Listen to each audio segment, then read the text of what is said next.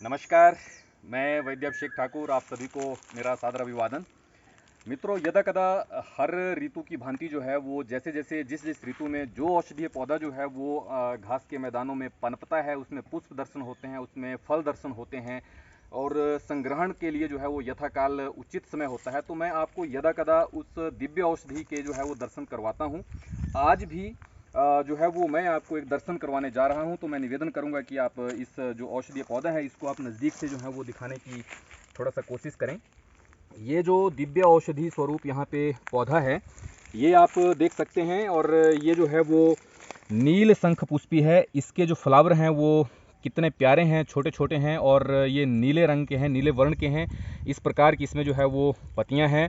और ये जो आप देख पा रहे हैं, ये ऐसे इस तरह से पथरीली ज़मीन में जो है वो बहुत सारे अक्सर जो हैं वो होते हैं। बहुत सारे पौधे यहाँ पर हैं, मैं चाहूँगा कि आप दिखाएं उनको। इसका जो बॉटनिकल नाम है वो कॉन्वोबुलस प्लूरिकालिस है और ये त्रिवृत्त कुल का है। और इसको हिंदी में जो है वो शंखा हुली भी कहते हैं। हम पथरीले मैदानों में अक्सर ये बहुत सारा होता है। जैसे ही बारिश होगी तो ये बहुत पनपेगा। और इसमें अगर मैं थोड़ा सा इसमें गुण धर्म की बात करूं तो आप इसमें देख सकते हैं कि ये औषधीय पौधा जो है वो मेध्य, इसके लिए मेध्य रसायन के तौर पे जो है हम इसे प्रयोग करते हैं।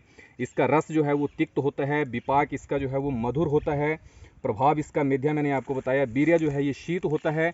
और ये निंद्रा जनन जैसे कुछ प्रमुख रोग हैं उनके लिए ये प्रयोग किया जाता है। मेध्य रसायन में किया जाता है। कुष्ठ घन है, यानी कि चमड़ी के रोगों के लिए ये बहुत बेहतरीन औषधि द्रव्य है। और इसका जो यूज है, प्रयोग है, वो हम जड़ सहित इसको निकालते हैं।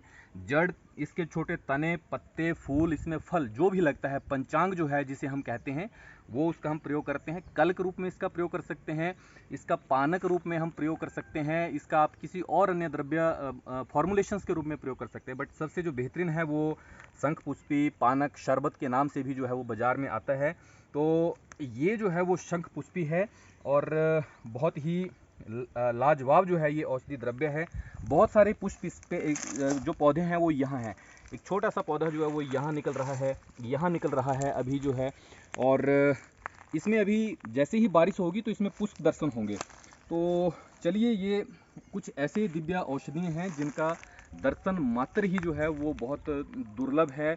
और हम जो हैं वो बहुत लकी हैं क्योंकि यहाँ पे जो है ये सारे जितने भी औषधीय पौधे हैं वो हमारे हिमाचल प्रदेश में हिम भूमि, किताबों में भी, जो शास्त्रों में भी लिखा है कि हिम भूमि श्रेष्ठ भूमि में जो है वो औषधीय पौधे पनपते हैं। और इनका नैसर्गिक तौर पर हमें जो है वो ग्रहण करना चाहिए। और अगर आप एक पौधा जो है वो ज़मीन से निकालते हैं तो आप इसका बीज संग्रहण करें, इसका अधिक से अधिक कृषिकरण के तौर पे जो है वो आप इसकी खेती भी करें। तो इसी निवेदन के साथ हमने ये शंख पुष्पी औषधीय पौधा भी प्राकृतिक नैसर्गिक तौर पर जो है वो आप देख सकते हैं, ये घास के हमारे अपने मैदान हैं और इसमें जो है वो हमने घासनियाँ जिसे हम कहते हैं उसमें ढूंढ निकाला है। तो जब इसका संग्रहण का समय आएगा तो हम इसको संग्रहित करेंगे। और इसमें जो बीज हैं, अभी इसमें छोटे छोटे जो बीज हैं वो लग रहे हैं, इसका हम बीज संग्रहण करेंगे और इसकी नर्सरी तैयार करके, पनीरी तैयार करके जो है वो कृषिकरण भी करेंगे।